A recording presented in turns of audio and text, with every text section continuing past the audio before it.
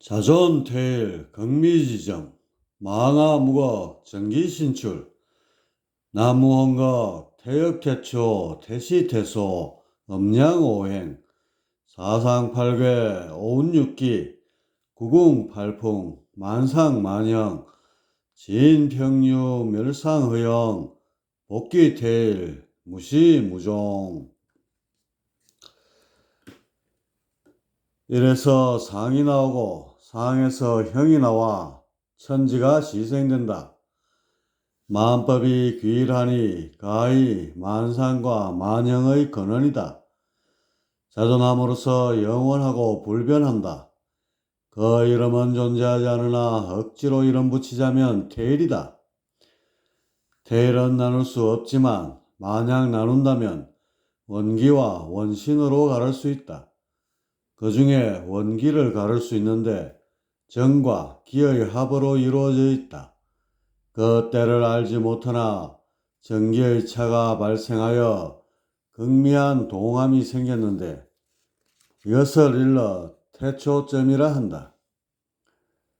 태초점이 찍히는 찰나 그 여파로 인하여 태일은 순간적으로 절대성을 망각하고 무의 경지에 빠지니 이름하여 무극이다. 무극의 구멍을 통해 삼극이 출현하니 이것이 정과 기와 신이다.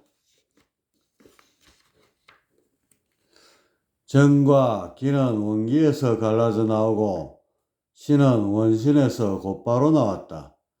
이때는 어떤 질서도 없이 오직 어지러움의 궁극에 처해 있었는데 이름하여 혼극이다. 기의 성품은 동과 정에 가깝고 정의 성품은 정과 지에 가깝고 신의 성품은 자와 의에 가깝다. 정이 기를 이기고 기가 신을 이기고 신이 정을 이기며 상호 주고받으니 무변화가 창출된다. 정과 기가 서로 어우러진 적 이가 나오고 세상이 이루어진다. 정과 기가 서로 갈라진 적 이가 사라지고 세상이 멸망한다. 정과 기는 원기에서 갈라져 났으므로 이와 기는 이론이며 함께 나아간다. 사라져서 볼 수 없고 이에 의해 변화가 나오니 공이라 하고 들어가서 볼 수 없고 물과 같이 흘러나오니 고기라 하고 나타남의 근원을 구하며 그 실체가 존재하지 않으니 무라 하고 상과 형을 가득 채우기 위해 바탕의 경계를 허무니 허이다. 홍거의 종말을 두드리며 면면이 오늘에 이르는 변하여 돌아가는 근본 이치가 있으니 이것이 태극이다. 정과 기가 서로 어우러져 음양을 배출하고 음양이 서로 어우러져 변화를 짓고 조화를 나오게 하는데 이것이 움직이는 법을 가리킨다. 태역과 태초에서 태시와 태소에 이르니 그 변화를 헤아릴 수조차 없다.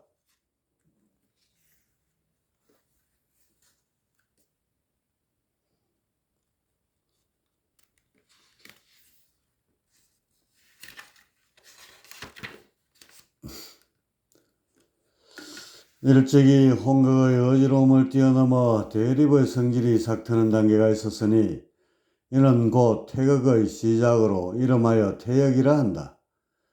정과 기가 어우러지니 정성을 띈 것이 순음, 동성을 띈 것이 순양이다.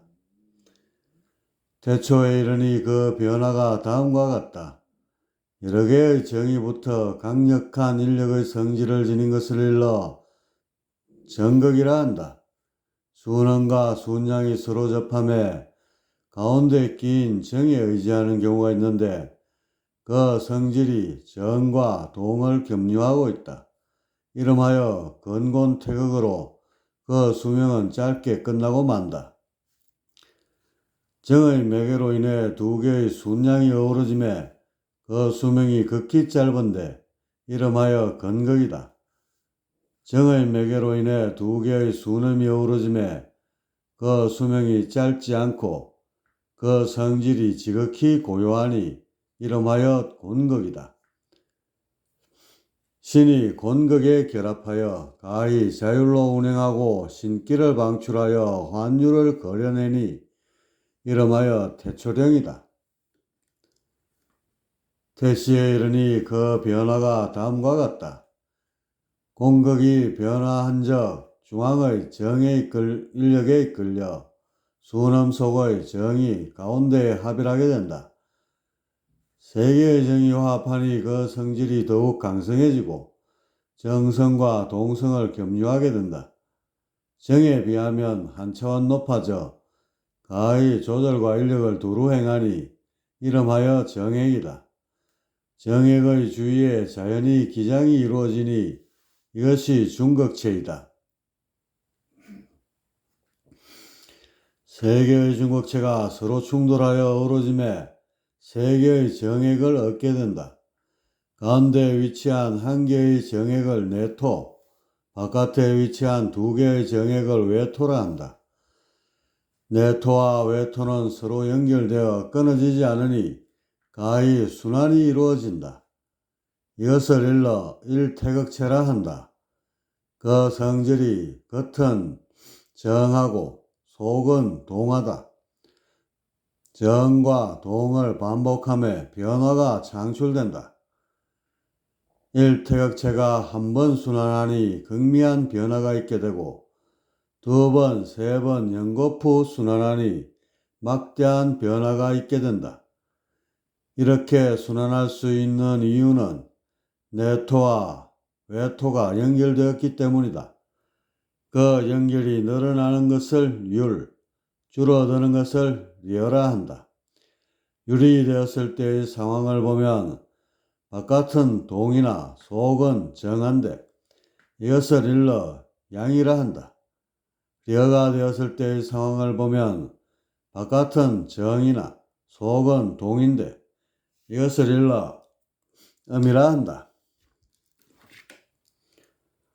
려가 강성하여 음이 가득한 적 태음이고 율이 적당하여 양이 균형된 적 소양이고 율이 강성하여 양이 가득한 적 태양이고 려가 적당하여 음이 균형된 적 소음이다. 합하여 사상이라 부른다. 변화의 소산을 살필 때 사상으로서 한다. 신이 일태극체에 결합하니 기존의 태초령에 비해 더욱 진보하게 된다. 상념을 거려냄으로써 비로소 자아가 이루어져 묻령의 효시가 되니 이를 일러 원시령이라 한다. 일태극체가 가히 순환할 수 있음은 율려에 의함이며 율려가 운행하는 법, 이것이 오행이다. 연결의 고리를 토라 하고 회전에 의한 마디가 4개 생기는데 각각 목화, 금수라 한다. 변화의 이치를 살필 때 오행으로서 한다. 현묘한 변화가 오행으로부터 시발을 이루니 이때부터 오늘에 이르기까지를 모두 일러 태소라 한다.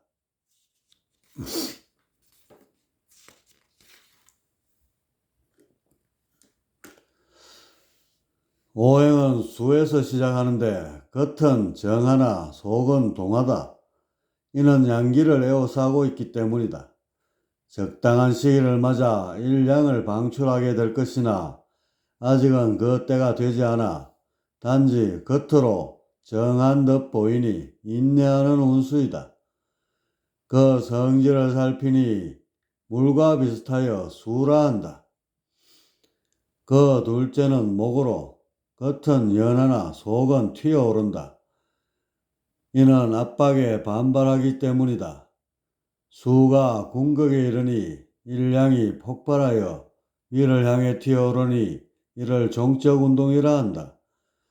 그 성질을 살피니 나무와 비슷하여 목이라 한다.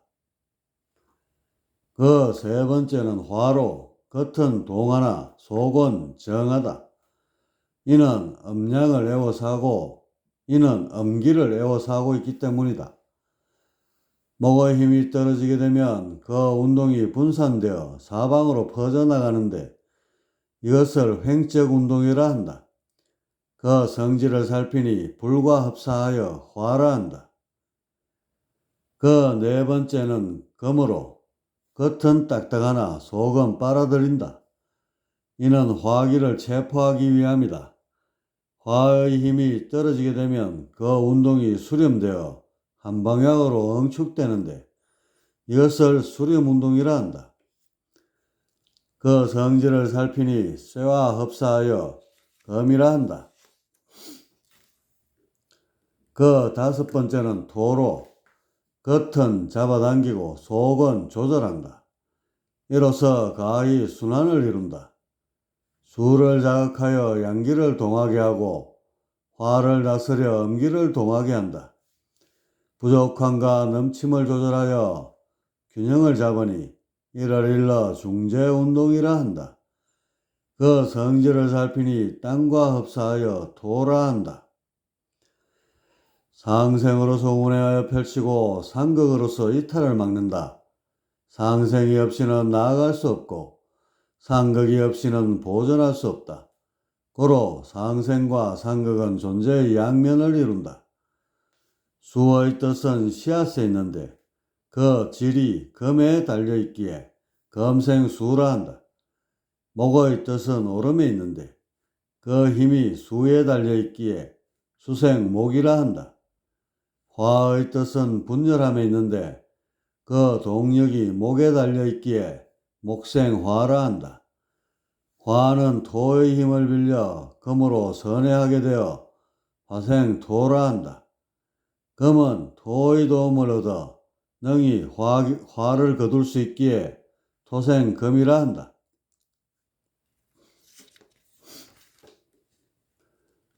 같은 세력에는 음이 성하여 수가 가히 화를 누르니 수극화라 한다. 목은 토의 힘이 비교적 작은데 이는 토를 밀어냄을 뜻하기에 목극토라 한다. 태양은 소음에 성하여 화가 가히 금을 누르니 화극금이라 한다. 같은 세력에는 음이 성하여 금이 가히 목을 누르니 금극목이라 한다. 토는 능히 수를 자극하여 양기를 반발하게 하니 토극수라 한다. 오행에는 각기 그 세력이 있는데 퇴과하거나 혹 적정하거나 혹 불급하다. 하나의 기세는 반드시 두 번째, 세 번째에게도 영향을 미쳐 오행 전체의 구조에 이른다. 그러므로 그 동정을 살핌에 셋으로서 나누어 하게 된다. 그 합이 15인적 15으로 나누어 쓰인다.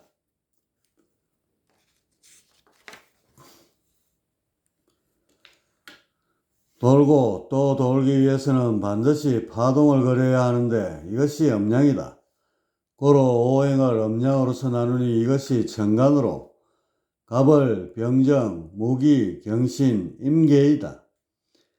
갑은 양목으로 수의 압박에 반발하여 일어나는데 그 성질이 강하게 튀어오른다.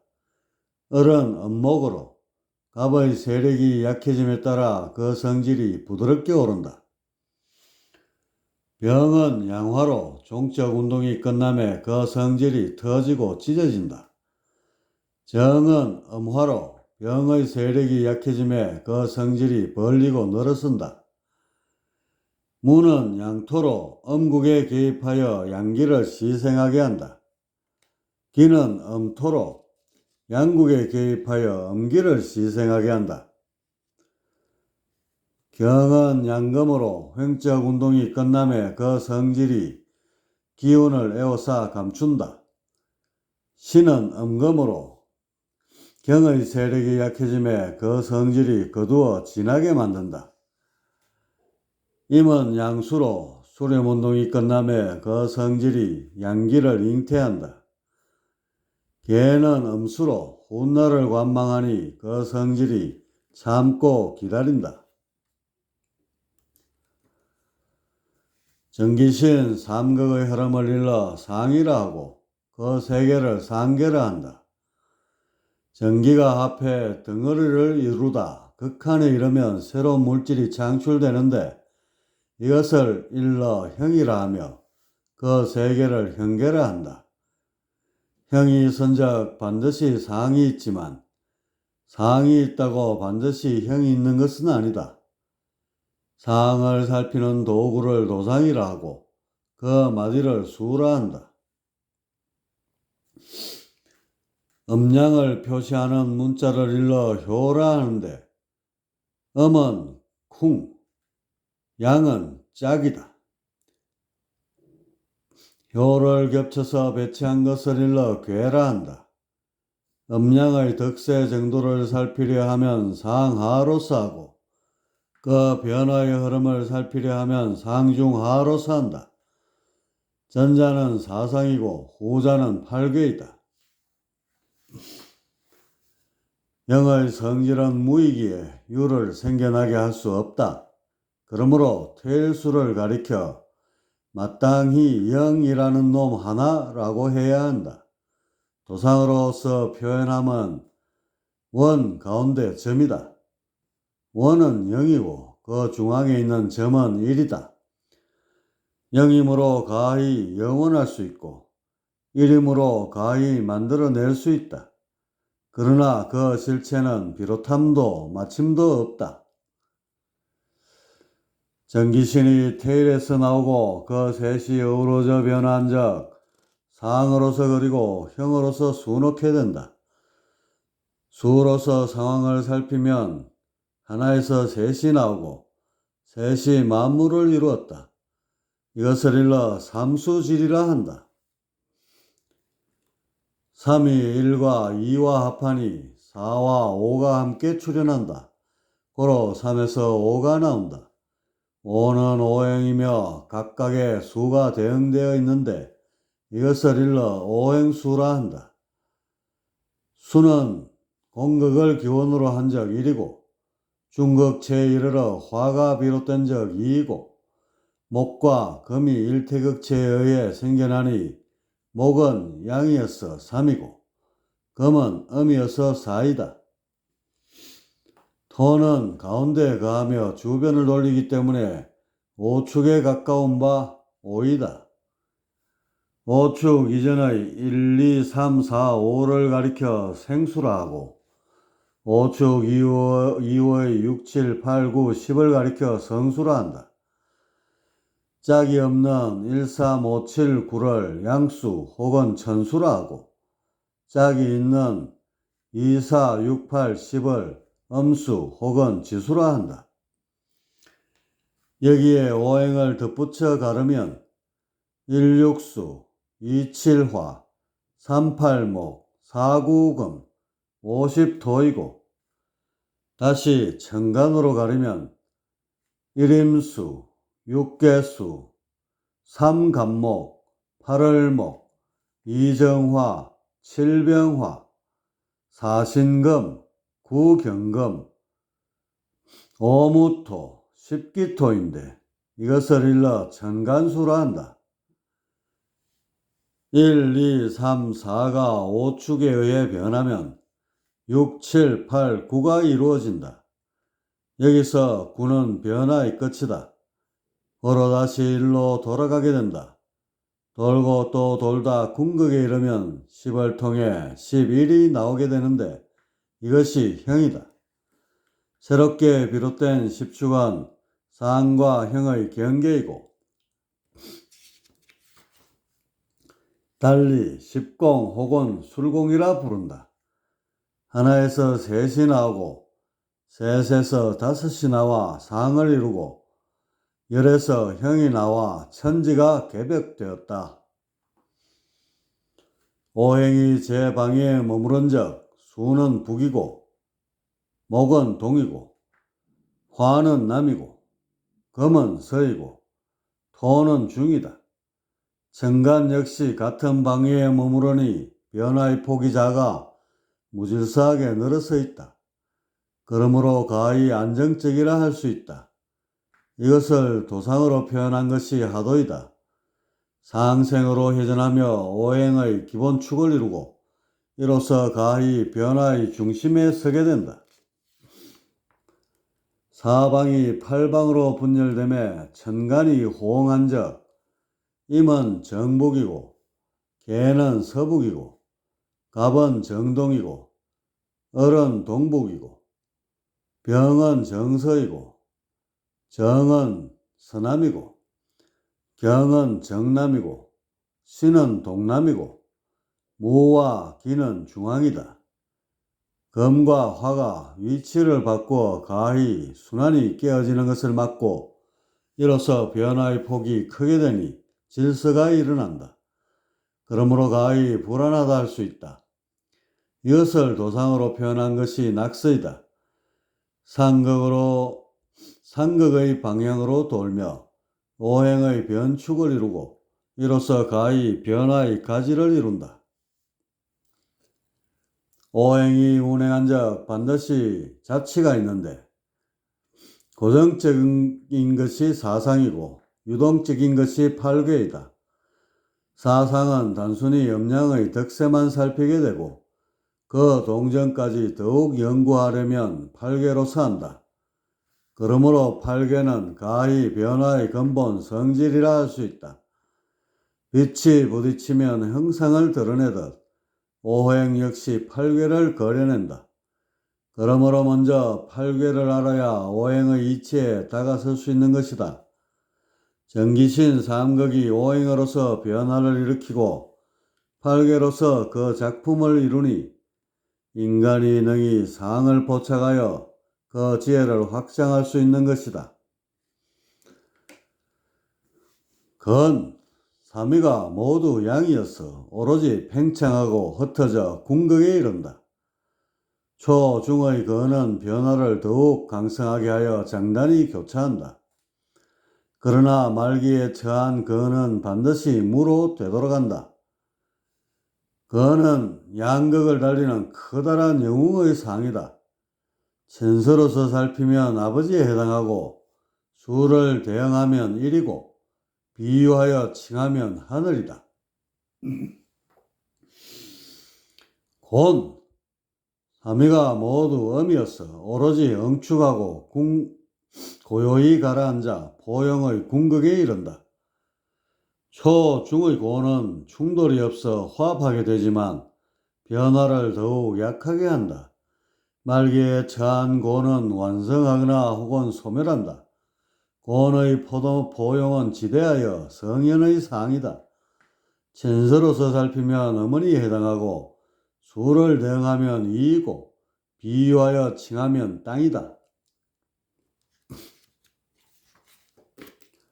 감, 상하위는 음이고 중위는 양이어서 고요한 가운데 동한다. 초중의 감은 신중하고 느리며 말기에 처한 감은 다스려 이루게 된다. 외유 내강이어서 군왕의 상이다. 신서로서 살피면 장녀에 해당하고 수를 대항하면 사이고 비유하여 칭하면 물이다. 리, 상하위는 양이고 중위는 음이어서 동하는 가운데 고요하다. 초중의 리는 그 세력이 균등하고 말기에 처한 리는 급함으로써 다소 어지럽다. 왕성이 나아가며 멈출 줄을 알기에 장군의 상이다. 천서로서 살피면 장남에 해당하고 수를 대응하면 삼이고 비유하여 칭하면 불이다. 진, 상하위는 음이고 상중위는 음이고 하위는 양인즉 인내 가운데 반발한다. 그 변화가 시종 돌발적으로 폭발하여 예측하기 어렵기에 거두어 이루기가 어렵다. 그러나 가히 그 정수를 찔러 지혜가 밝아진 적 군사의 상이다. 천서로서 살피면 소남에 해당하고 수를 대응하면 오이고 비유하여 칭하면 우레이다. 간, 중하위는 음이고 상위는 양이어서 고요하고 무겁게 굳어있다. 음양이 제 위치로 돌아가니 만사가 형통한다. 그러나 초중의 가는 그 세력이 불급하여 변화를 정체되게 하고 말기에 처한 가는 변화를 지은 뜻을 이룬다. 한마음이 변하지 않아 충신의 상이다. 천서로서 살피면 중녀에 해당하고 수를 대응하면 육이고 비유하여 칭하면 산이다. 대, 중하위는 양이고 상위는 음이었어. 그 중만 두드리는 동요이다. 사소한 변화만 빈번히 일어난다. 초중의 태는 변화의 장애가 되고 말기에 처한 태는 미완을 남긴다. 그 성질이 정이 많고 부단하고 자주 바뀐다. 마음의 변화를 표현하는 데 탁월하여 예인의 상이다. 천서로서 살피면 소녀에 해당하고 수를 대항하면 팔이고 비유하여 칭하면 연못이다. 손, 상, 중위는 양이고 하위는 음이어서 허풍의 기세이다. 초중의 소는 위대하게 보여 큰 것을 바라지만 말기에 처한 소는 중간으로 돌아가게 된다. 그 성질이 과장되고 성급하고 웃기고 즐거운 바 바람든 사람의 상이다. 천서로서 살피면 중남에 해당하고 수를 대응하면 칠이고 비유하여 칭하면 바람이다. 천의 국과 지의 운과 인의 각이 서로 어울려 역사를 이루는데 팔계로서 능히 국과 운을 살필 수 있다. 이 법을 천지국운법이라 한다. 그 종류는 4320가지가 있고 기본적인 것으로 4종류가 있다. 이것이 정의도, 운행도, 현의도, 후의도이다. 선천은 천지가 제자리에 머무른 것이다. 변화가 일어나기 전을 팔계로서 그린 것을 일러 천지 정의도라 한다. 이것을 근본으로 삼아 국운도의 바탕을 본다. 변화가 일어나는 처음 시기에 반드시 기가 흘러가게 되는데 이것을 팔계로서 그린 것을 일러 천지 운행도라 한다. 이것을 근본으로 삼아 국운의 변화를 살피게 된다. 정의도와 운행도는 선천팔계이다. 나머지 모든 것들은 후천팔계라 칭하는데 현의도와 후의도로 나뉜다. 전자는 오늘날을 살피고 후자는 미래를 살핀다.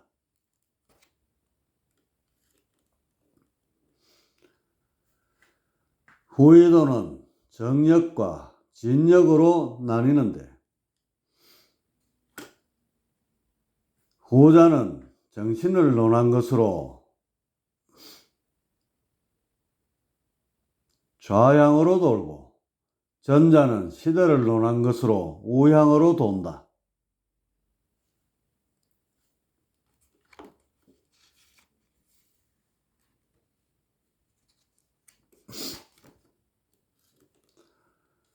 오행이 상호교차하고 대화한적 주고받음으로써 변화를 일으키는데 이것을 오운이라 한다.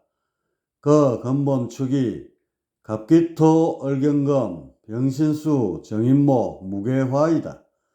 양의 철이 음의 요에 교차하여 이로써 흩어짐을 막고 돌면서 나아간다. 갑은 토의 힘을 필요로 하는데 그 이유는 토가 능히 수속의 양기를 자극할 수 있기 때문이다. 갑목이 기토와 대화로서 토를 얻으니 이것을 일러 갑기토운이라 한다. 기는 갑과 대화한적 갑이 토를 필요로 하는 것에 따라서 그 성질이 변하지 않는다. 을은 금의 힘을 필요로 하는데 그 이유는 금이 능히 외곽을 이루어 을의 종적 운동을 가능하게 하기 때문이다. 을목이 경금과 대화로서 금을 얻으니 이것을 일러 을경금운이라 한다. 경은 을과 대화한즉 을이 금을 필요로 하는 것에 따라서 그 성질이 변하지 않는다. 병은 수의 힘을 필요로 하는데 그 이유는 수가 금화교역을 돕고 성명을 가능하게 하기 때문이다. 병화가 신금과 대화로서 수를 얻으니 이것을 일러 병신수운이라 한다. 신은 수의 힘을 필요로 하는데 그 이유는 수가 능히 금속의 양기를 응축할 수 있기 때문이다. 신금은 병화와 대화한즉 반발에 의해 수를 끌어오게 된다. 정은 목의 힘을 필요로 하는데 그 이유는 목이 되어야 능히 금을 불러와 수렴운동이 가능해지기 때문이다. 정화가 임수와 대화로서 목을 얻으니 이것을 일러 정인목운이라 한다. 임수가 정화와 대화한즉 정이 임의 상극 때문에 후퇴하여 목이 되고 이로써 임은 가히 목기를 내장할 수 있게 된다. 무는 화의 힘을 필요로 하는데 그 이유는 화가 능히 수 속의 양을 자극하여 여는 운이 가능하기 때문이다. 무토가 개수와 대화로서 화를 쓰게 되니 이를 일러 무개화운이라 한다. 개는 화의 힘을 필요로 하는데 그 이유는 화가 능히 수 속의 양기를 자극하여 일양을 시생할 수 있기 때문이다. 그러므로 개수가 무토와 대화로서 화를 얻는다. 천간이 방위를 얻은 적 모두 9개인데 이것을 일러 구궁이라 한다. 가벌은 동방에 있고 병정은 남방에 있고 무기는 중앙에 있고 경신은 서방에 있고 임계는 북방에 있다. 도가 중궁에 위치하여 8가지 기운의 과불급을 조절하고 다스리는 바 우주 변화의 근본으로 삼는다. 이것은 변화가 나오기 전을 표현하므로 움직인 적 감춰지고 멈춘 적 드러난다. 대축을 세우고 소축을 걸고 다시 사방으로 더해 나가매 능히 궁극에 이르러야 가히 변화의 지엄을 기대할 수 있다. 이렇게 하기 위해서는 먼저 삼합을 이루어야 하는데 도가 2개의 기 사이에 끼어들어 그들을 끌어안음으로써 된다. 이런 까닭에 오행에 토가 첨가되었으니 이것이 육기이다. 2개의 토를 써서 더욱 높은 구조를 이룰 수 있고 순환을 오래도록 하며 농축을 강화할 수 있다. 이로써 능히 형을 창출할 수 있고 또한 생명을 화생하게 된다. 육기는 형을 잉태하고 생명을 화생하니 가히 창조의 이치라고 말할 수 있다. 음양으로서 가른 것이 자축, 인묘, 진사, 오미, 신유, 술해이다. 해자축은 수국이다. 해는 음수로 풍목을 속에서 기른다. 돼지는 오로지 자기만 하며 겉으로는 조용하며 안으로 살찌운즉 해라 칭한다. 자는 양수로 군화를 내장한다. 쥐는 음지에서 살면서 그 움직임이 양기를 닮은즉 자라 칭한다. 축은 음토로 일양을 시생한다. 소의 성질은 고요히 안정하나 일격에 강하게 동한적 축이라 칭한다. 임묘지는 목국이다. 이는 양목으로 반발하여 강하게 튀어오른다. 범의 성질은 폭발적이고 강하게 뛰어올라 사냥한적 인이라 칭한다. 묘는 음목으로 서늘거리며 부드럽게 오른다. 토끼의 성질은 유약하면서 자주 놀라 깡충깡충 뛰는즉 묘라 칭한다. 지인은 양토로 금화 교역을 한다. 용은 천지에 거하며 수화를 교차한 적 진이라 칭한다. 사오미는 화국이다. 사는 음화로 종적 운동이 쇠함에 폭발적으로 찢어진다. 뱀은 긴 혀를 날름거리며 빈변히 사방을 찌른 적 사라 칭한다. 오는 양화로 나누어 벌림에 궁극에 이른다. 말은 움직임이 극히 왕성하고 광분하여 사방을 달리는 적 오라 칭한다. 미는 음토로 일음을 시생한다. 양은 싸울 때는 격렬하나 본성은 유순한 적 미라 칭한다. 신유술은 금국이다. 신은 양금으로 화기를 포장한다. 원숭이가 사지를 늘어뜨리고 아기를 안고 고요히 앉아있은 적 신이라 칭한다. 유는 음금으로 양기를 거두어 농축한다. 닭은 배에 열을 가하여 알을 품는 일에 매진한 적 유라 칭한다. 술은 양토로 상과 형을 바꾼다. 개는 충성스러우나 혹 배신도 하여 장단이 교차한 적 술이라 칭한다. 지지가 방위를 얻은 적 모두 8개인데 이것을 일러 팔풍이라 한다. 자는 정북에 있고 축과 인은 동북에 있고 묘는 정동에 있고 진과 사는 동남에 있고 오는 정남에 있고 미와 신은 서남에 있고 유는 정서에 있고 술과 해는 서북에 있다.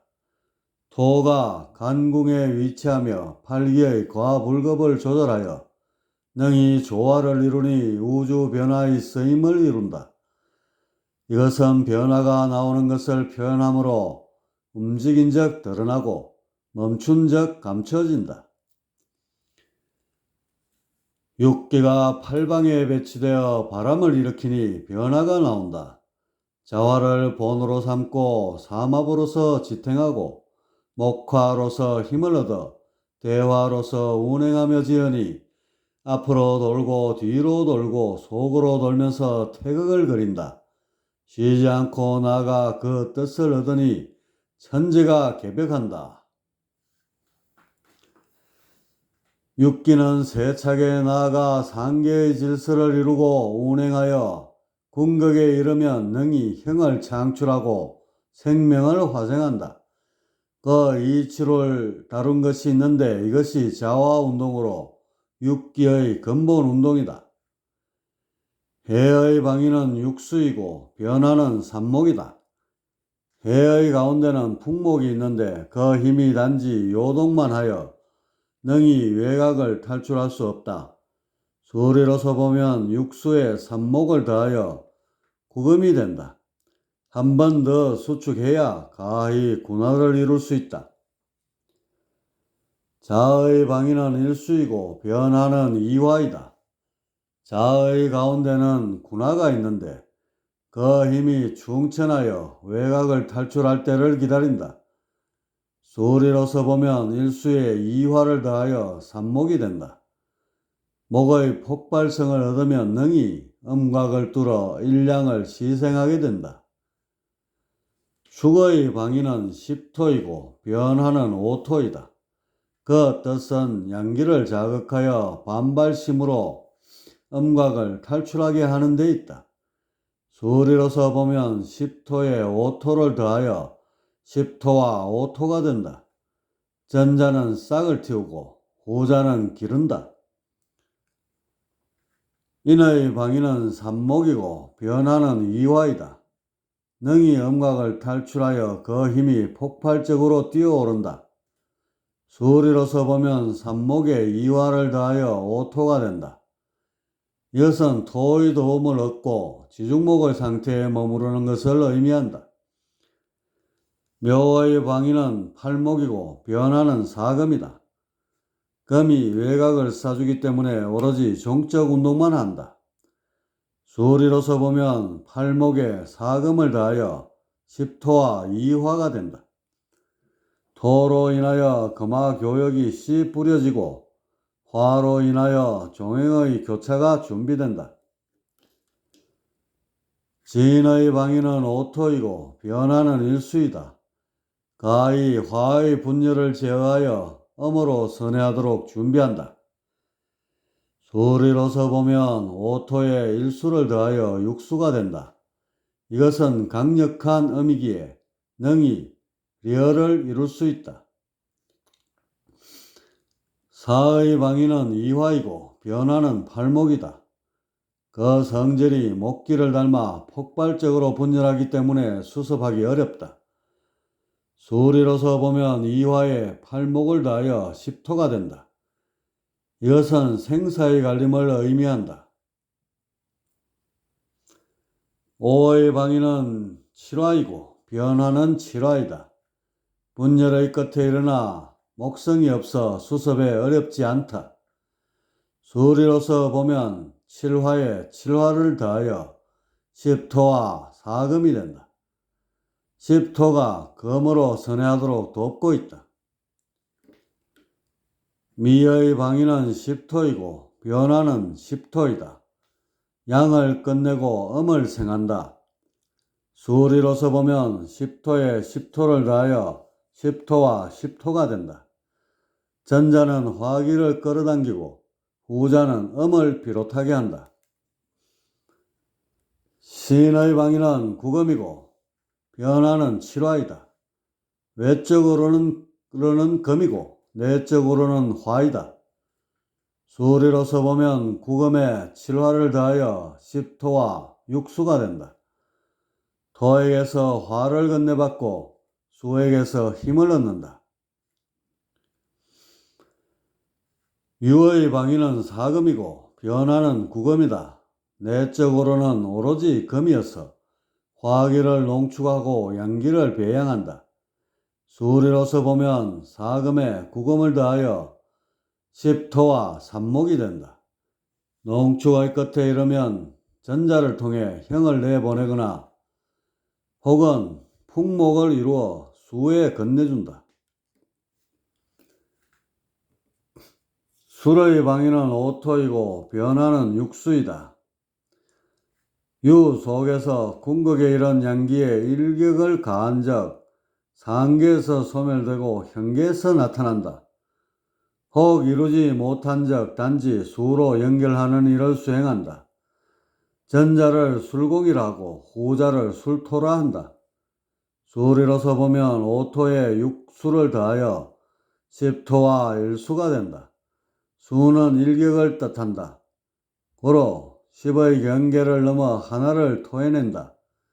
그 하나가 서로 어우러져 만물을 이룬다. 지지가 세 축으로 대화함에 토가 그 중앙에 거하게 되어 능히 순환을 안정되고 오래 하게 하여 고도의 변화를 창출하는데 이것을 일러 삼합 혹은 지지합이라 한다. 해, 미, 묘가 상면하니 해 가운데 풍목이 있어 그 색이 목성에 가깝게 된다. 인술, 오가 상면하니 모두 양인데다가 오가 강하여 그 색이 화성에 가깝게 된다. 사축, 유가 상면하니 유가 금화 교역을 위해 사의 자리에 들어가니 그 색이 금성에 가깝게 된다. 신진자가 상면하니 모두 음인데다가 사가 강하여 그 색이 수에 가깝게 된다. 지지가 서로 대화한 적 태극을 이루며 삼음과 삼량으로 나뉜다. 고로 삼음 삼량 운동이라 한다. 고름, 소음, 태음, 소양, 양명, 태양은 음양의 덕세로 외적 성질을 표현한다. 풍목, 군화, 섭토, 상화, 조금, 한수는 그 내적 성질을 표시한다. 해가 사와 대화한 적 사는 수의 상극을 받아 위축되어 목으로 후퇴한다. 고로 외적으로는 고름이고 내적으로는 풍목이 된다. 양기가 요동하는 모습을 보고 풍목이라 칭한다. 자가 오와 대화한 적 수극화가 이루어지지 않는데 이는 오가 양화여서 그 힘이 충천하여 능히 양수를 제압하기 때문이다. 음의 외곽은 갖추었지만 몹시 불안하다. 고로 외적으로는 소음이고 내적으로는 군화이다. 양기의 왕성함을 보고 군화라 이른다. 축이 미와 대화한 적 미에서 화를 끌어와 이로써 수의 외곽을 때려 일량을 희생하게 한다. 고로 외적으로는 태음이고 내적으로는 섭토이다. 토가 물기를 머금고 있는 것을 보고 섭토라 이른다. 이니 신과 대화함에 같은 성질이 있으니 음양의 교차에 의한 남은 열량이 있는 것이다. 이것이 상화이다. 고로 외적으로는 소양이고 내적으로는 상화이다. 묘가 유와 대화한 적 유는 화기를 거두는 것을 마치고 수의 운을 기다린다. 고로 외적으로는 양명이고 내적으로는 조금이다. 유는 음금이어서 그 세력이 등등하여 남은 화기를 포장하니 조금이라 이른다. 진이 술과 대화한 적 술이 형을 빚기 때문에 외적으로는 태양이요 내적으로는 한수이다. 한수는 얼음을 뜻하고 얼음은 형을 뜻한다. 이런 까닭에 진술축이 궁극에 이르면 상이 종결되고 형이 창출된다.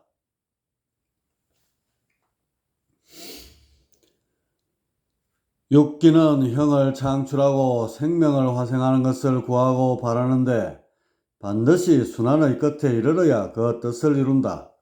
마땅히 동력을 소비하게 되고 그것을 대화를 통해 얻게 되는데 이것을 일러 목화운동이라 한다. 해가 사와 대응함에 그 수의 합이 팔목이고 자가 오와 대응함에 그 수의 합이 삼목이고 이니 신과 대응함에 그 수의 합이 이화이고 묘가 유와 대응함에 그 수의 합이 이화이다. 힘으로서 움직이는데 그 힘이란 것은 열에서 나온다. 고로 육기가 운행한 적 역시 열을 손실케 되는데 이것을 상화라 한다. 상화가 많을수록 더욱 분열되고 수명이 짧아지게 된다. 그 위치는 인신에 있는데 이는 음양이 교차하기 때문이다. 존재가 거하게 된 적 반드시 그 경계가 있게 되는데 이것을 일러 차원이라 한다. 영 또는 오차원은 절대계로서 이것은 태일이다. 1차원은 선에 있고 2차원은 면에 있고 3차원은 입체에 있는데 모두 현계에 속한다. 4차원은 초입체에 있는데 이것이 상계이다. 현계의 외곽은 공각으로 쌓여 있는데 능히 이것을 뚫을 수 있은적 상계에 이른다. 상계는 전기신으로 이루어졌기 때문에 공각이 없고 열려있다. 현계는 물질로서 이루어졌기 때문에 공각이 있고 닫혀있다. 현계는 상계의 입법을 본받아 비롯되어 이루어졌다. 전기를 본받아 입자와 파동을 함께 이룬다. 중성자는 정액을 본받아 생겨났고 양성자는 순음을 본받아 생겨났고 역시 전자도 순양을 본받아 생겨났다. 이 셋이 어우러지고 엉겨붙어 물질이 이루어지고 형태가 나오게 되었다. 정의 려성으로서 중력이 나오고 음양의 회전으로서 전자기력이 나오고 목화운동으로서 강한 행력이 나오고 상화의 누출로서 약한 행력이 나와 가히 현계의 이법을 이루었다. 그러나 정극을 본받아 미토에 검은 구멍이 발하여 상으로 복귀하게 된다. 모든 물과 상은 윤료의 선으로 이어져 있으니 같은 체의 쓰임이 다를 뿐이다. 축토는 일량을 시생하고, 진토는 금화를 교역하고, 미토는 일음을 시생하고, 술토는 상형을 전이하는데, 이것이 토의 맡은 소임으로 토화작용이라 한다. 충미는 음양의 교차에 위치하는데 그 수는 10이고, 진술은 음양의 동선에 위치하며 능히 변화의 고리를 이루는데 그 수는 5이다. 기와 정과 기의 틀은 안정되어 가히 순환이 오래가게 된다.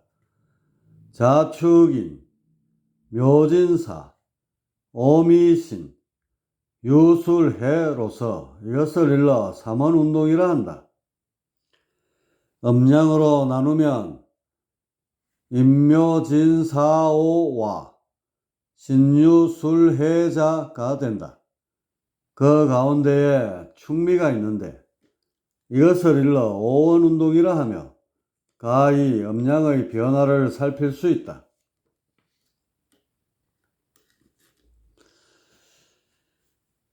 단야미정 일주탕, 동도서교 일성탕, 정통비통 일도탕, 이리분사 일진탕, 사신잡기 일령탕, 기살애군 일신탕, 신고심환 일활탕, 풍기갈천 일용탕, 선민우족 일가탕, 상거고쟁 일화탕, 덕의 성원 일각탕, 여의 조화 일심탕.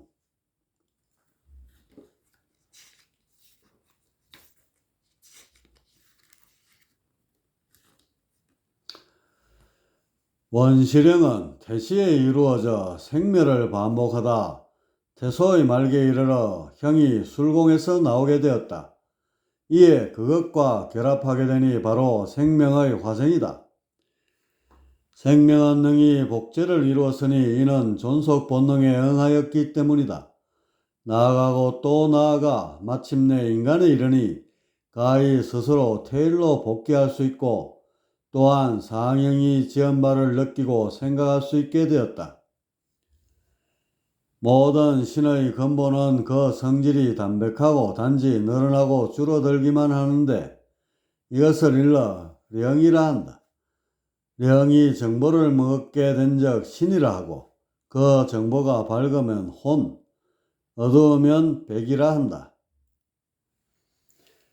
우주 전역의 무수한 별들의 생명이 사는데 그 가운데 처음으로 열반에 올라 주제자가 되니 이름하여 원성이다. 연후에 열반에 올라 각 행성의 주인이 되니 이름하여 상제이다. 이분들이 떠도는 영혼들을 가르치고 인도하며 쉬지도 멈추지도 않으니 마침내 각자의 영역으로 돌아가 안정하게 되었다. 그 영역에 따라 사는 차원이 나뉘어지게 되는데 1천은 식물의 영이고 2천은 동물의 영이고 3천은 저속한 인간의 영이고 4천은 평범한 인간의 영이고 5천 이상은 신선의 영이고 7의 중천을 넘게 되면 능히 영생을 이루게 된다. 3천을 가리켜 속경이라 하고 4천을 가리켜 범경이라 하고 5천을 가리켜 선경이라 하고 7의 중천을 가리켜 천경이라 하고 9천을 가리켜 원경이라 하고 그 중에 제일 높은 곳을 옥황이라 하고 10천을 가리켜 열반이라 한다. 비로소 열반에 올라 그 가치를 누리려 하나 일체가 무존하여 누리려는 자 또한 없게 된다. 이런 까닭에 영선한 이것을 구하지 않고 도리어 개체를 지니고 영존을 누리려 할 따름이다. 그러나 상제는 들어갔다 나왔다 하면서 오로지 구제에만 전념하다 자주 인멸되고 만다. 이런 이치를 몰라 초학자는 열반을 구하나 성학자는 구하지 않으니 여기에 선도의 의미가 있도다. 신에는 여러 가지 뜻이 있는데 그 첫째는 원신으로 이것은 태일이다. 그 둘째는 상제로 이것은 원성이다. 그 셋째는 범신으로 이것은 영혼이다.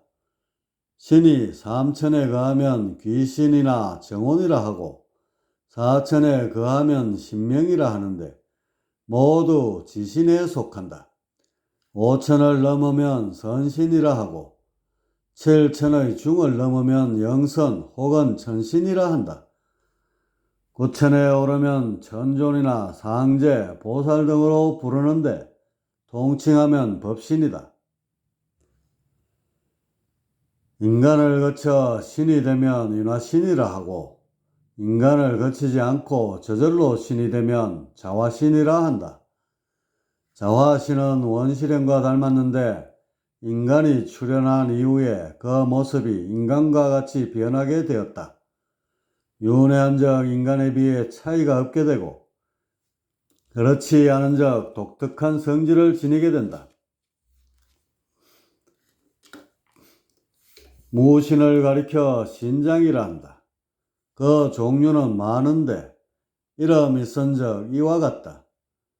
천상, 옥경, 삼주오법, 천존, 광자, 태열신장, 태극, 두파, 팔문신장, 삼계, 원수, 백마신장, 기문, 공령, 돈갑신장, 삼태, 칠성, 제대신장, 28수, 제위신장, 여성병력, 벼락신장, 천지조화, 풍운신장, 육정, 육갑, 소솔신장, 84,000 옥추신장, 팔대명산, 지기신장, 사해용왕, 수기신장, 길방, 흉방, 오방신장, 가가, 호호, 불사신장.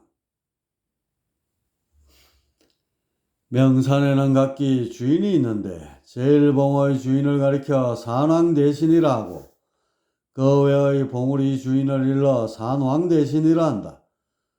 명수에는 각기 주인이 있는데 바다의 주인을 가리켜 용왕대신이라 하고 강이나 시내의 주인을 가리켜 용왕대신이라 한다. 산신은 주로 선계에서 거하는 까닭에 국사신이 자주 대행한다. 이때의 신을 가리켜 지령관이라 하며 주로 설령신을 관리한다. 신의 명칭은 다함이 없는데 그것은 영역의 차이, 사는 곳, 주거 원인, 능한 바, 맡은 일 등에 따라 나누어지고 정해진다. 신은 천지의 지극함으로 원신에서 나와 그 수를 헤아릴 수 없으나 결국 원신으로 돌아간다.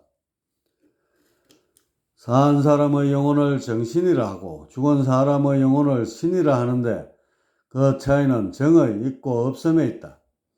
목숨이 끊기면 정이 이탈한다. 정은 이성을 속게 하는데 신은 이것이 없기 때문에 그 상념이 정적으로 기운다. 이런 신을 가리켜 정혼이라 한다. 그러나 오천에 이르면 정을 잃지 않아 능히 스스로의 뜻을 지킬 수 있다. 신은 길을 걸어 취하는데 그 양이 극소하여 배고픔을 느끼지 못한다. 신은 상계에 거하기에 춥고 더움을 느끼지 못한다. 그러나 정혼은 그것을 가히 느낄 수 있는데 이것은 전의 습성을 버리지 않았기 때문이다. 고로 굶어 죽은 적 아기가 되고 물에 빠져 죽은 적 수기가 되고 길 가다 죽은 적 객기가 된다. 신의 모습은 각양각색으로 가장 큰 차이는 빛에 있다. 귀신이 신명을 보면 그 모습이 희왕하게 보이고 신명이 선신을 보면 그 모습이 역시 희왕하게 보인다. 그 빛은 신차에 의해 나뉘는데 간격이 멀어지면 볼 수 없게 된다. 그 음성은 높은 파장인데 뇌파와 잘 마주치면 사람 소리와 흡사하게 된다. 신은 성교를 하지 않는데 이것은 씨를 뿌릴 까닭이 없기 때문이다. 신은 구식병기를 쓰는데 이것은 오직 기력으로서 서로 다투기 때문이다. 신의 운행 속도는 가지각색인데 역시 신차에 의해 나뉜다. 귀신의 속도는 말보다 빠르고 신명은 차보다 빠르고 선신은 1초에 9만리까지 날아갈 수 있다. 영선은 능히 공간을 뛰어넘고 상제는 능히 시공을 초월한다. 영선 가운데 그 속도가 제일 빠른 신이 팔문신장으로 능히 구궁지인법을 쓸 수 있기 때문이다.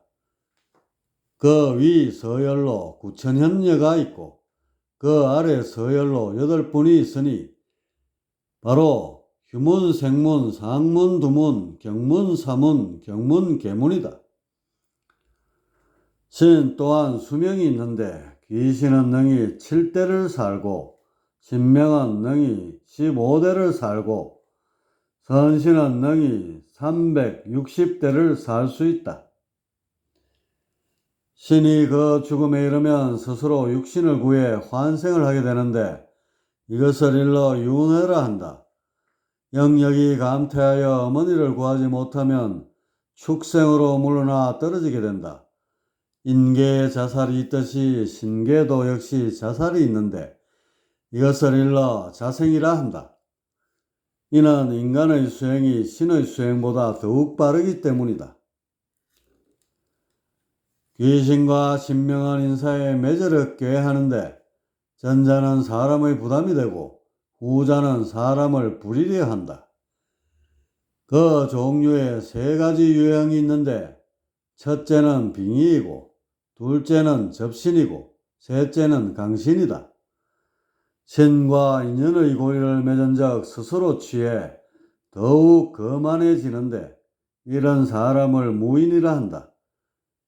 그 영이 능히 신을 눌러 그를 부리거나 또는 대등할 수 있으면 이런 사람을 신인이라 한다. 무인을 넘어 신인에 이르면 등선을 가히 바라볼 수 있다. 신과 인이 합일한 적 신차로서 형을 넘어 상에 이르는데 이것을 일러 신통이라 한다. 영이 나아감에 이것이 있으면 외롭지 않지만 없다고 하여 나아감에 장애가 되는 것은 아니다. 도리어 그 화려함에 집착하면 무거운 돌로 변하여 함께 떨어져 공돌인 것이 모두 없어지고 말 것이다. 그 종류는 많고 많으나 근본은 다음과 같다. 그 첫째는 영안이다. 실력이나 기력으로서 개안한다. 손가를 자극하고 공각을 통해 혈령을 끌어와 인당에 거린다. 그 2번째는 둔갑이다. 영선은 기로 화하여 능히 변신할 수 있지만 그 이하는 용서할 수 없다. 다만 둔갑신의 힘을 빌려 사람을 혹하게 할 수는 있다. 그 3번째는 투시이다. 신이 공각에 가하며 사람에게 화면을 띄워주면 가히 물체를 뚫어볼 수 있다. 혹은 상계의 화면을 직접 끌어와서도 가능한데 그 질은 현계의 화면과 차이가 있다. 그 4번째는 천안이다. 앉아서 천리 만리를 보는데 구궁신의 힘을 빌리거나 혹은 출신으로서 한다. 5번째는 천이이다. 앉아서 먼 곳의 소리를 듣는데 파장을 연결함으로써 하거나 혹은 출신으로서 한다. 그 6번째는 타심이다. 나와 남이 일체되어 사와 사가 무해한 적 능히 남의 마음을 관한다. 영선에 이르러야 가히 쓸 수 있다. 그 7번째는 숙명이다. 사람의 전생을 돌아보고 후생을 미리 보는데 능히 비장천궁에 이르러야 설 수 있다. 그 8번째는 축지로 비보와 풍축이 있다. 전자는 그 속도가 말과 같은데 실력을 빌려 행하기 때문에 신족이라 한다. 후자는 그 속도가 차와 같은데 능히 진법에 통달함으로써 행한다. 그 9번째는 출신으로 신이 육체에서 나와 상계를 운행한다. 그 종류에는 4가지가 있는데 첫째는 혼줄이 풀리면서 행하고, 둘째는 실력을 빌려 행하고, 셋째는 기력을 써서 행하고, 넷째는 양신을 이루어 행한다.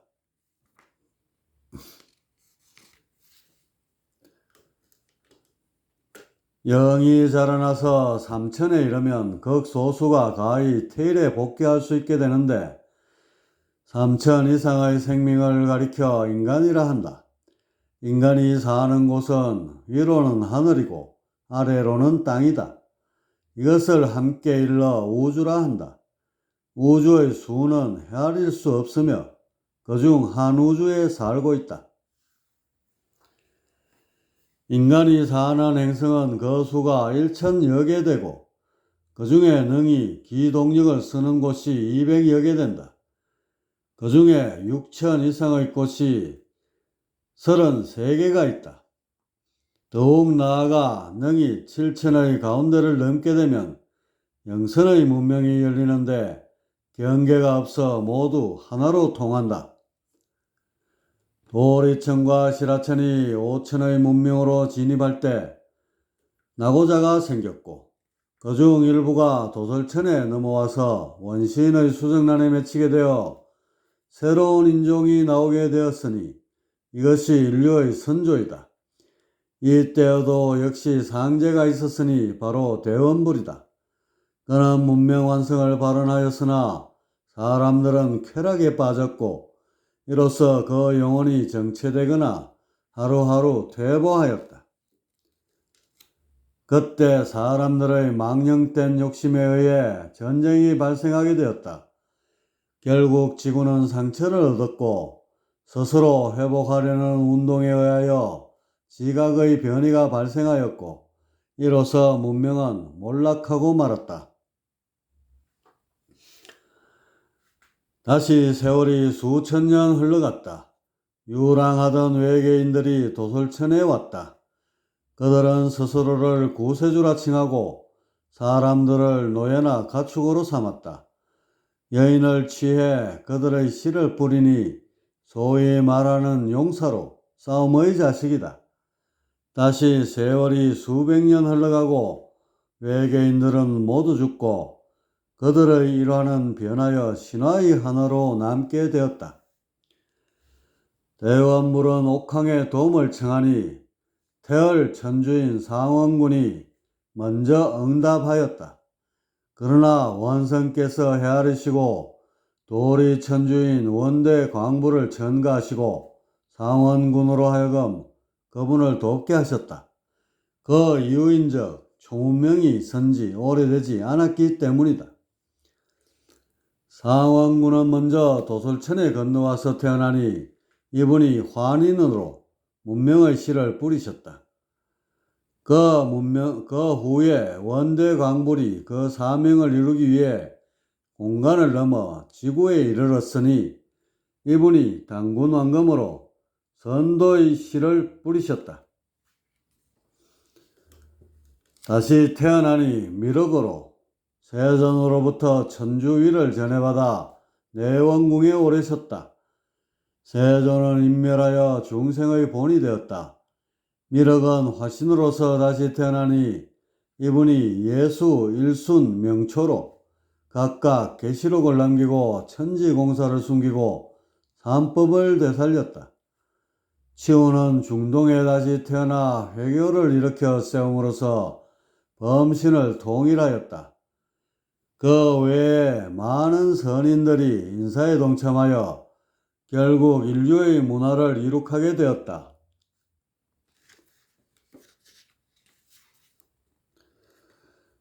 상극의 이치가 운수를 맡아 세상에 부딪히니 사람들이 서로 싸우면서 자라난다.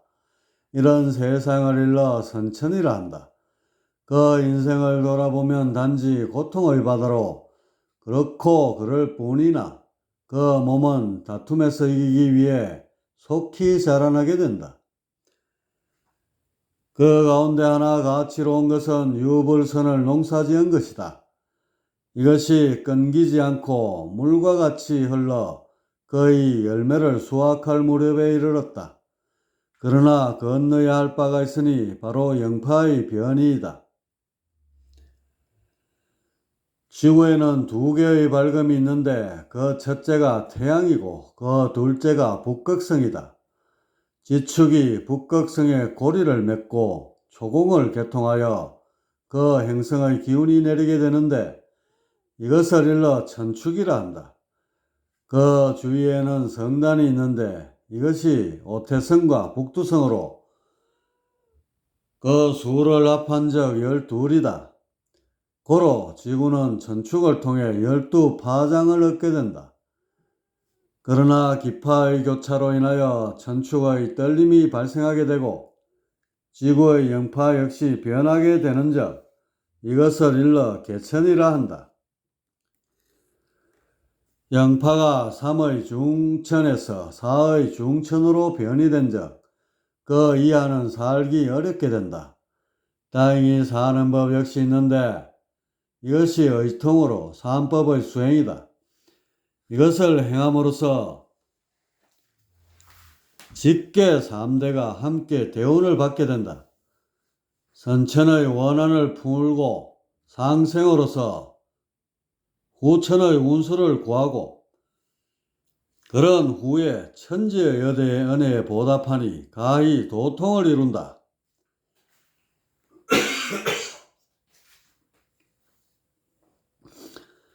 씨를 뿌린 뜻은 추수에 있는데 겉을 버리고 속을 취하니 이것을 일러 중통이라 한다. 그 정수를 거두어 찌고 익히어 후천의 기초를 다진다. 불은 만물의 체를 담고 선은 조화를 샀고 유는 일륜을 세운다. 불은 선으로서 태를 관하고 선은 련으로서 상계를 관하고 유는 인으로서 형계를 관한다. 서로 어우러져 조화를 이루니 인간의 가치가 세워져 후천의 대운이 열린다. 상생의 이치가 운수를 맡아 세상을 감사하느니 사람들이 서로 도우면서 화합한다. 이런 세상을 일러 후천이라 한다. 시운이 도래하여 화석을 버리고 기력을 취하니 기가 가득 찬 문명이 열린다. 사람마다 5천을 넘어서고 지혜가 밝아지고 마음이 정화되어 서로 사랑하고 이끌어주니 이것이 지상 선경이다.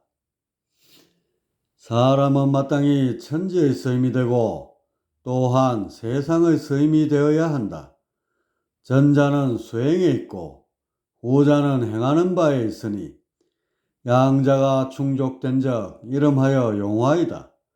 마침내 이것이 이루어지니 사람마다 하늘이요 사람마다 하늘님이다.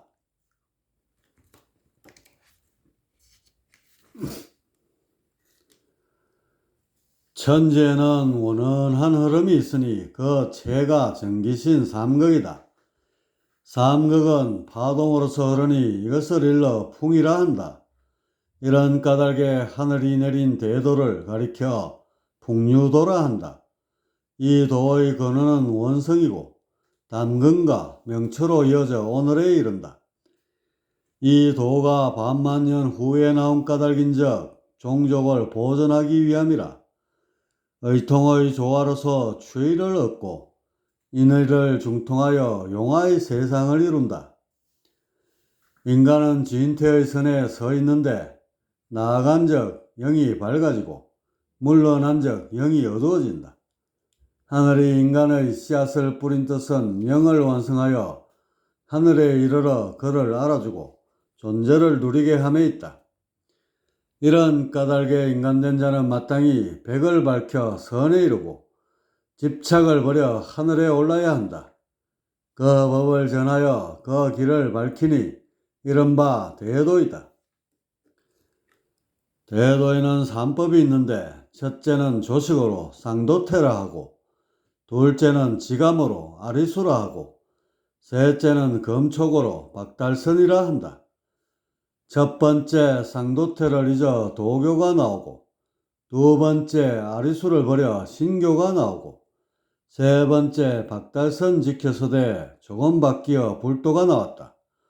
고로 첫 번째를 떠올리고 두 번째를 줍고 세 번째를 다듬어 다시 빛을 내니 능히 천문을 연다. 환인이 이 법을 전하였고 자보에 이르러 보완되고 다시 당금에 이르러 능히 완전함을 이루게 되었다. 제국의 몰락에 의해 그 맥이 끊어진 채 수천 년이 흘렀고 자보가 다시 태어나 상도태를 복원하여 이 도에 전하게 되었다. 아울러 당금 또한 다시 태어나 상도태를 보완하고 아리수와 박달선을 복원하여 이 도에 전하게 되었다.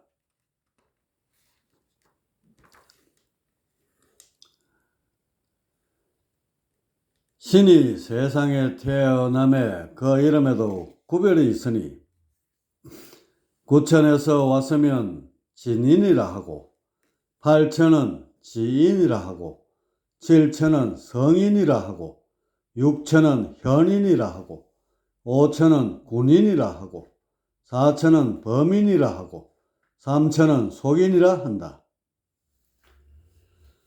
중생은 영혼이 덮여 있어 어두운 가운데 거하며 고통을 느껴 벗어나려 한다. 이에 수행으로서 막힌 곳을 열게 되면 빛을 받아 눈이 밝아지고 능히 이로운 곳을 판별하여 스스로 바른 길로 나아가게 된다. 자주 뛰어오르다 그 한계를 넘게 되면 마음이 하늘에 거하고 그 몸은 선계에 거닐게 될 것이니 진실로 이와 같기 원한다면 반드시 갈고 닦아 능히 영적 진화를 이루어야 한다. 삼천의 사람은 먼저 동물적 성질을 다스림에 힘써야 하고, 사천의 사람은 공을 쌓고 수련함에 힘써야 하고, 오천의 사람은 덕을 베풀고 선을 닦음에 힘써야 하고, 육천의 사람은 뜻을 세워 아래를 살핌에 힘써야 한다. 진실로 이와 같을 수 있으면 능히 하나의 차원을 뛰어 넘게 될 것이다. 수자에게는 지켜야 될 원칙이 있는데 그 첫째는 신이다. 신은 마음을 모아 이로써 본성을 두드리게 한다. 불신한적 마음이 흩어지고 이로써 본성에서 멀어진다. 고로 수자는 신심을 지녀야 한다. 그 두 번째는 경이다. 귀하고 존한 것을 구하면 그 마음이 점점 흩어지고 변하여 오만하게 되는데 이로써 수행에 들인 공이 없어지게 된다. 고로 마땅히 몸을 낮추어 이로써 선악을 공경하고 본을 보여 이로써 후악을 인도하여야 한다. 그 세 번째는 성이다. 도를 알았다면 마땅히 함께 나누어야 한다. 만약 지키기만 하고 전하지 않는다면 그 마음은 이미 도에서 멀어진 것이다. 고로 마땅히 도를 전하고 그 장을 마련함에 힘써야 한다. 상도태는 원시령으로서 능히 축기를 이루고 화우로서 운기하고 현통으로서 소주하고 온양으로서 대주하고 조식으로서 제약하여 양신에 이르니 가히 지극한 기운을 얻게 된다. 상도태가 그 한계에 부닥치게 되니 오직 기만으로서는 통하여 영을 밝힐 수 없기 때문이다. 고로 두 번째를 집어 그 관문을 풀게 되니 이것이 아리수이다. 단음과 헤음을 쓰고 기파를 하늘에 맞추어 업장을 소멸하고 영을 열어 이치를 얻는다. 아리수가 그 한계에 부닥치니 오직 정과 기만으로서는 무극을 통과하기 어렵기 때문이다. 마땅히 신을 다하여 삼극을 화합케 하고 이로써 능히 태일에 이를 수 있으니 이것이 박달선이다. 옥황의 빛으로 그 자성을 밝게 하여 수도자로 하여금 능히 성을 보게 한다. 점수하여 도나하고 연후에 정수한적 능히 대오에 이른다. 인간의 성품은 표면에 일어나는 거품으로 그 변화가 매우 왕성하여 마치 존재하는 것 같지만 존재하지 않고 그러한 것 같지만 그렇지 않은 것이다. 그러므로 홀리는 성품들이 모두 소멸되었을 때 가히 바탕된 바를 볼 수 있다. 이것이 참된 성품으로 본성 혹은 일심이라 부른다. 경계를 뛰어넘어 생각의 파장이 사라져 청정하게 되니 도라 한다. 천지와 둘이 아니어서 살아가지 않는 바가 없게 되니 인이라 한다. 자연을 담고 본받아 그 행실이 물과 같이 되니 덕이라 한다. 남이 처한 바를 헤아려서 옆에서 도울 줄을 알으니 선이라 한다.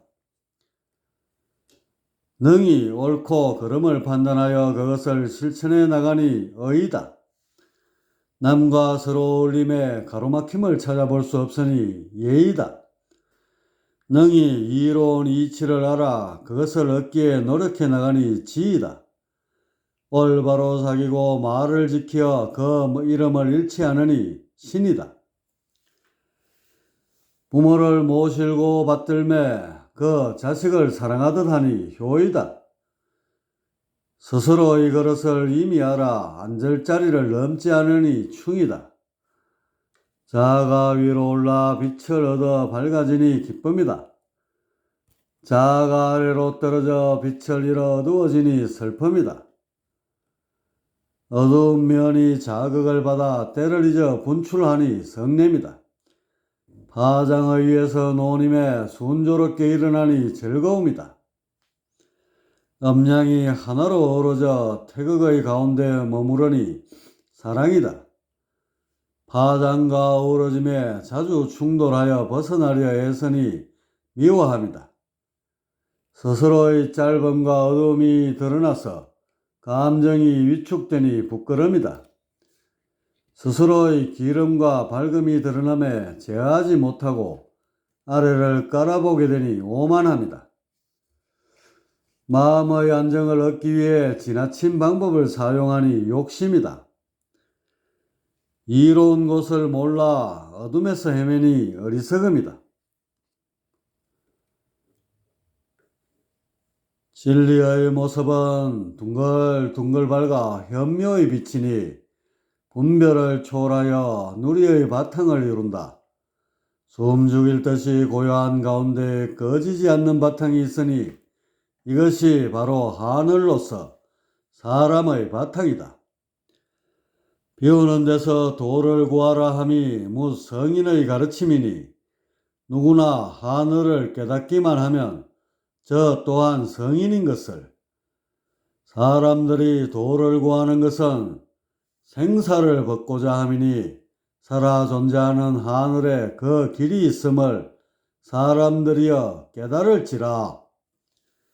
들고 가리키며 꾸미고 지어내도 말로는 표현할 수 없으니 하늘은 홀로여서 말을 잊은 때문이다.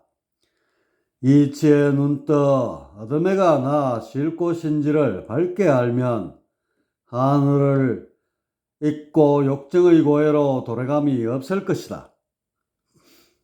고통의 세상에서 벗어나는 길은 깨달음 하나에 달렸으니 하늘이 곧 열반이며 깨달음의 열매이다. 바깥에서 도를 구해서는 깨달을 자 없으니 하늘을 깨닫지 못하면 인과에 얽혀 해탈할 수 없기 때문이다. 완성을 이룬 성인은 하늘을 지켜 수행하였으니 오직 하늘의 뜻을 두어야 그 뜻을 이룰 수 있다.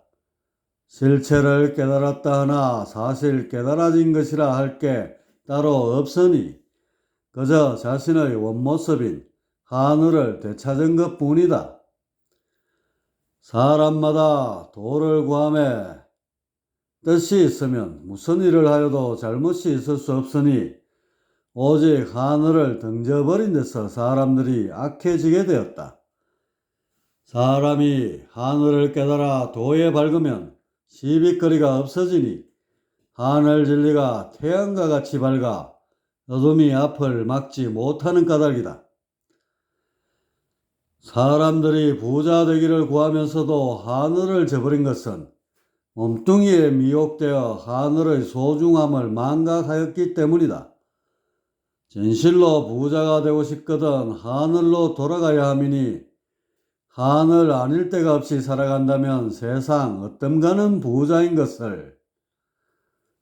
세상의 원수라는 것도 사실은 하늘을 저버린 자기 자신인 것이니 돌이켜 하늘을 깨달아 원수 없이 하면 이것이 새 세상인 것이다.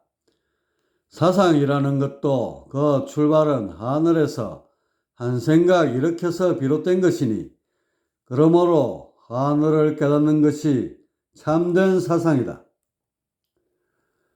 생활의 괴로움도 하늘을 저버렸기 때문에 비롯된 것이니 고로 하늘을 깨닫는 것이 참된 경제이다. 물이나 상은 진공의 하늘에서 비롯된 것이니 고로 하늘 진리를 깨닫는 것이 참된 과학이다. 선도에서 열심히 닦는 수명이란 것도 하늘에서 비롯되었으니 고로 하늘 진리를 깨닫는 길이 영원한 생명을 얻는 길이다. 판단을 잃고 신령의 도움에 매달려 구한다면 그것은 깨달을 수 없는 길이니 오직 하늘 진리를 깨닫는 것만이 참된 진리의 길이다. 온누리의 참주인은 처음부터 오직 한 분 하늘님이시니 예수가 외친 하나님이 사실 한마음인 하늘임이었음을 이제서야 알겠는가? 하나의 이치로서 성을 깨우쳐 나가야 성인됨을 개할 수 있으니 믿음에 의존하여 하늘에 이루고자 하는 것은 그 결실을 얻지 못한다. 예수의 서원은 진리의 바람을 세상에 일으키고자 함이니 십자가 속에 담긴 하늘을 사람들이여 깨달을지라. 탐진치를 모두 털어버리고 하늘 진리에 돌아가야 함이니 오직 하늘 진리에서 논의는 사람이 되는 것이 참된 불교이다. 참모습 완전히 밝은 하늘이 하느님이니 그러므로 한마음이 진실한 보배임을 알지라. 모든 성인의 말씀을 기록한 경전이란 것도 다 하늘을 깜빡 잊어 생겼으니 고로 한마음 깨닫는 것이 참된 경전이다.